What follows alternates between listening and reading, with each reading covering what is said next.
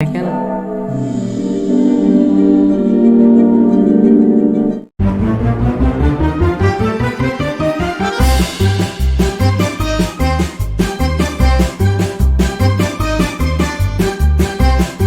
Hello guys, अस्सलाम वालेकुम।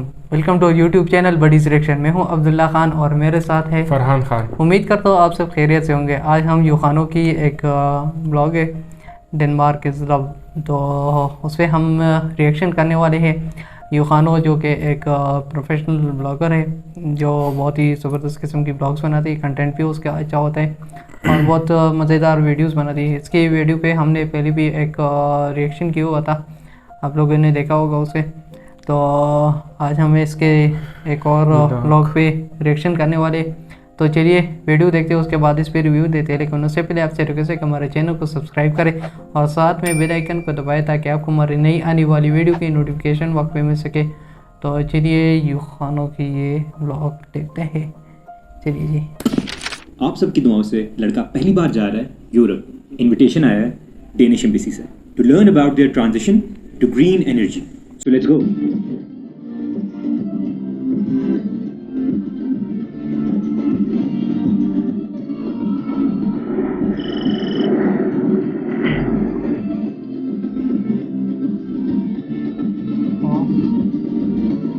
Denmark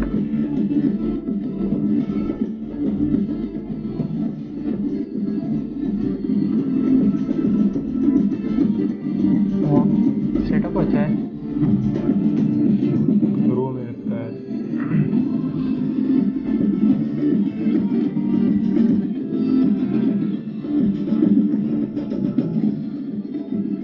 culture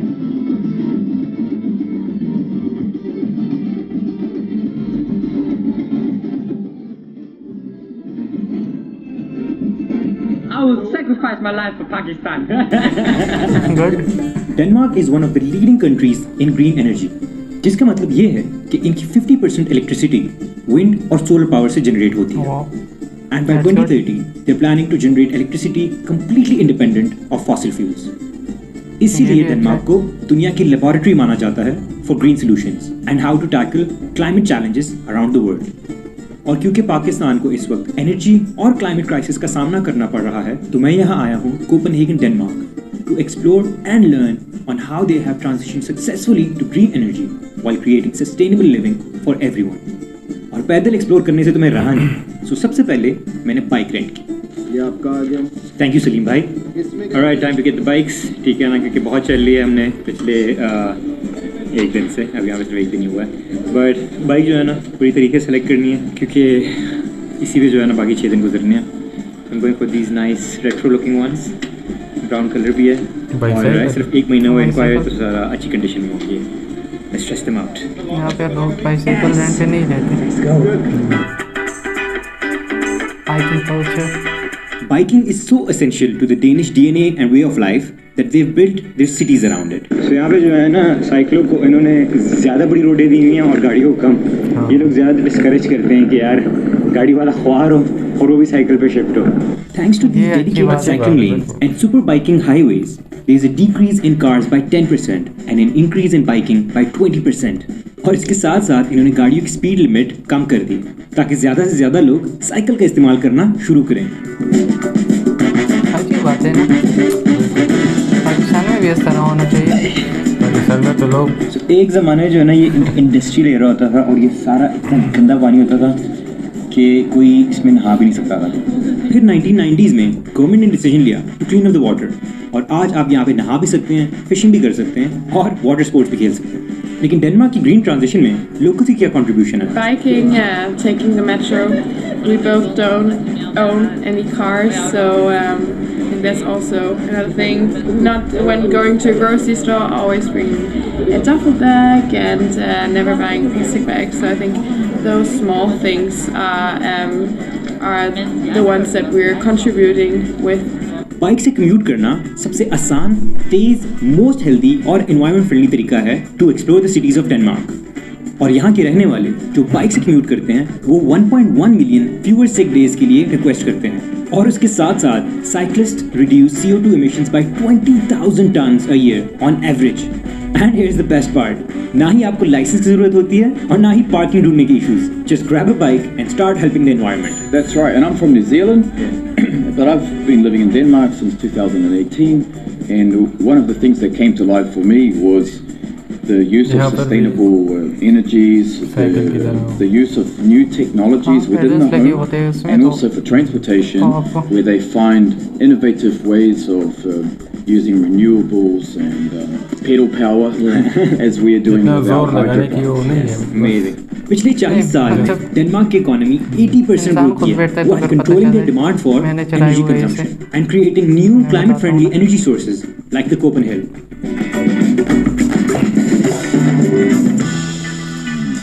ये साइकिल्स फॉसिल के लिए। फ्यूल्स से जो होता ना स्नोबोर्डिंग करने यहाँ के पे लिए भी। हम आगे हैं. ओके, बर्फ होता। यहाँ पे है नहीं, but it's on.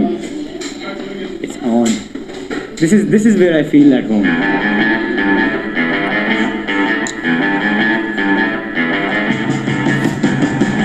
Congratulations on getting married. Thank you. I've been married for 2 years. Do you want me to share my notes with you? Yeah. Don't do it.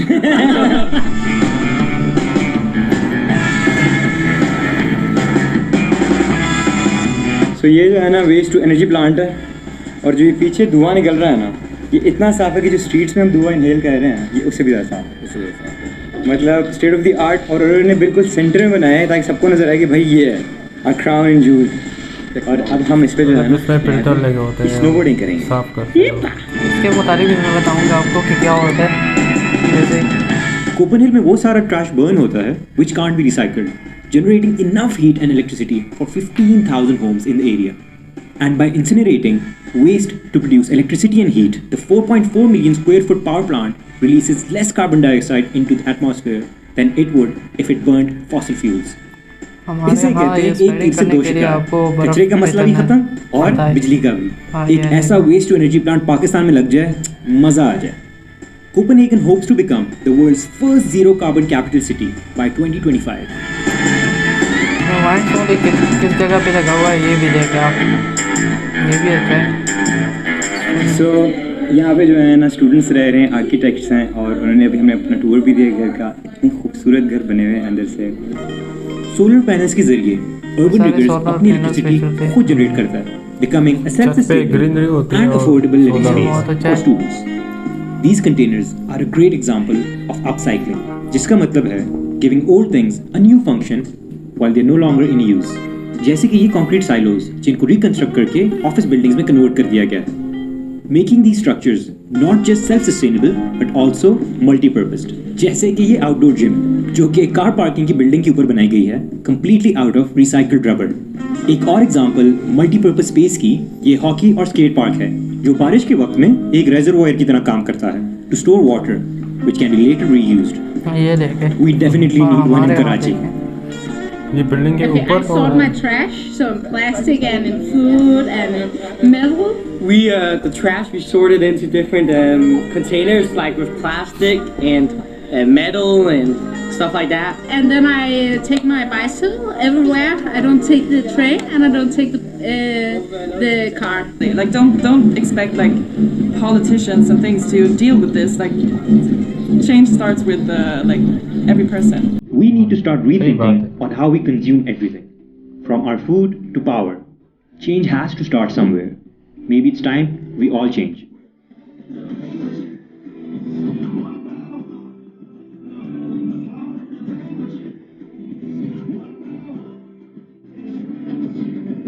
Copenhagen की नाइट लाइफ तो मैंने आपको दिखाई नहीं. Luckily हर साल Copenhagen में एक music festival होता है डिस्टॉर्शन के नाम से, और मेरा दोस्त Waqas was kind enough to get me access to his concert. और इतनी मेहनत के बाद पार्टी तो बनती है.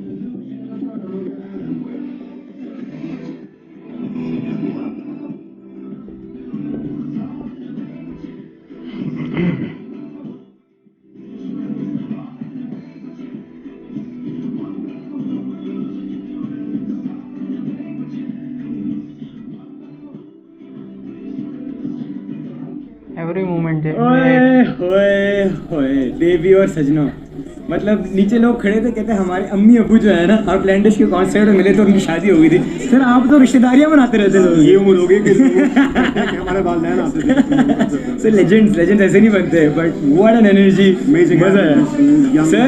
मैं कहता हूँ थैंक यू यार, क्या एक्सपीरियंस दिलाया है, मतलब डेनमार्क का मजा तो अब आया।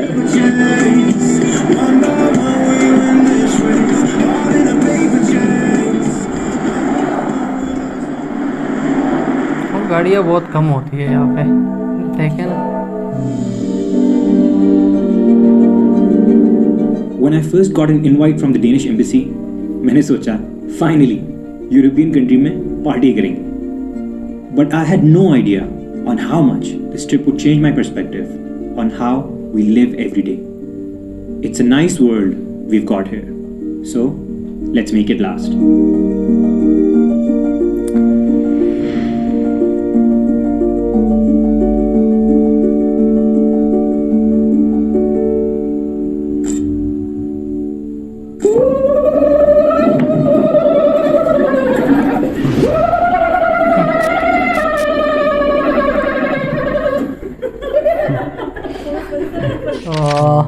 यूखानो की व्लॉग्स तो वैसे भी बहुत अच्छी होती है बहुत और पॉपुलर है पाकिस्तान में हाँ, और vlogs। बहुत मज़ा आता है उसके व्लॉग्स का। तो आप लोगों ने भी यूखानो के साथ और हमारे साथ ये डेनमार्क का विज़िट किया, और आपने देखा वहाँ पे जो होता है ना 50% वो बनाते हैं बिजली को फॉसिल फ्यूल से, और उसके साथ जो होता है सोलर पैनल से, इसके अलावा वाइंड वो क्या होती है, नाम भूल गया उसका, तो उससे बिजली बनाते हैं। इस तरह ये अंडर वाटर होता है, जो फॉसिल फ्यूल्स ये जो होते हैं ना वेस्ट मटेरियल्स जितने भी होते हैं उससे जो बिजली बनाते हैं तो अंडर वाटर होते हैं। उसमें ज़्यादातर वो प्रोसेस इस तरह होता है कि उसके साथ वाटर वगैरह इस तरह के कुछ प्रोसेस होती है तो वो क्लीन हो जाती है, उसके जो धुआं होते हैं ना वो बहुत ज़्यादा क्लीन हो जाती है, और इतना क्लीन हो जाती है कि हमारे गली मोहल्ले में हम जो सांस ले रहे थे और जो धुआं हमारे अंदर जाता है ना, इनहेल करते हैं, और तो उससे ज़्यादा साफ़ होता है ये। तो बिल्कुल ये उन्होंने एक अच्छा स्टेप लिया हुआ है। एडवांस कंट्री से अब बहुत ज़्यादा आगे निकल चुके हैं। हाँ, वो वहाँ पे जो सोच पुरानी हो जाती है तो यहाँ पे वो शुरू हो जाती है। तो पाकिस्तान में भी ये मतलब होना चाहिए, जिस तरह वहाँ पे मतलब ज़्यादातर लोग साइकिल्स को तरजीह देते हैं और गाड़ियों की निस्बत, तो बहुत ज़्यादा फ़ायदे हैं उसके।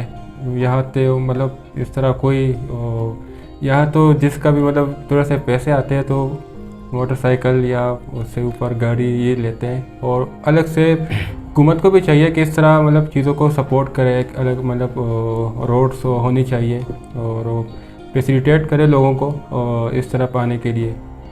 तो इस तरह जो उन्होंने बिजली जो जनरेट कर रहे थे, तो इसके लिए तो हुकूमत ने एक बहुत अच्छा स्टेप लिया हुआ है कि जो जितने भी ये सरकारी इमारतें, जो भी ऑफिस है या जितनी भी इमारतें बिल्डिंग्स है, उस पर उन्होंने बताया हुआ था कि सोलर पैनल वो अपने आप के लिए खुद ही बिजली पैदा करेगा। सोलर पैनल वो प्रोवाइड करेंगे सरकारी दफातर को, और वो जो बिजली होती है ना वो खुद ही प्रोड्यूस करेंगे, वो खुद ही बस जनरेट करेंगे सोलर पैनल से। तो ये तो हुकूमत ने बहुत अच्छा स्टेप लिया हुआ है। और इसके अलावा जो ये पोल्यूशन की बात करें, उन्होंने बताया ना ग्रीनरी के बारे में, और ये बहुत साफ जगह है ये डेनमार्क, और पाकिस्तान में भी हो सकता है, क्योंकि पाकिस्तान में आप लोग देखें ना तो नॉर्थ साइड पे प्लांट्स और पौधे वगैरह बहुत ज़्यादा हैं। तो अगर ये हुकूमत इसके मुतालिक एक स्टेप ले, गाड़ियों पे टैक्स बढ़ाए, टैक्स भी बढ़ाए, तो और इस तरह के नहीं होना चाहिए, टैक्स भी बढ़ना चाहिए, और इसके साथ मोटरसाइकिल पे भी टैक्स और डिस्करेज करना चाहिए उन लोगों को जो गाड़ियों पे ज़्यादा इस्तेमाल करते हैं ना, फैसिलिटीज देनी चाहिए। हाँ, आजकल होता है ना कि हर किसी के पास मोटरसाइकिल होता है, जो मोटरसाइकिल जो होते हैं ना वो यहाँ पे 20,000 तक मिल जाता है आसानी से, और लोगों के क्या वो जो बाज़ार जाते हैं तो मोटरसाइकिल स्टार्ट करते और जाते, तो उसको ये पता नहीं होता कि हम जो जाते हैं ना उससे कितनी पोल्यूशन पैदा होती है। तो ये तो हुकूमत को डिस्करेज करना चाहिए इसको, इन लोगों को, और बाईसाइकिल वाले को इनकरेज करना चाहिए ताकि वो पोल्यूशन और ये एनवायरनमेंट का बहुत ख्याल रखे। तो ये हमारे लिए भी अच्छा होगा, और फ्यूचर में जो भी आने वाले हैं उनके लिए भी अच्छा होगा ये सब कुछ।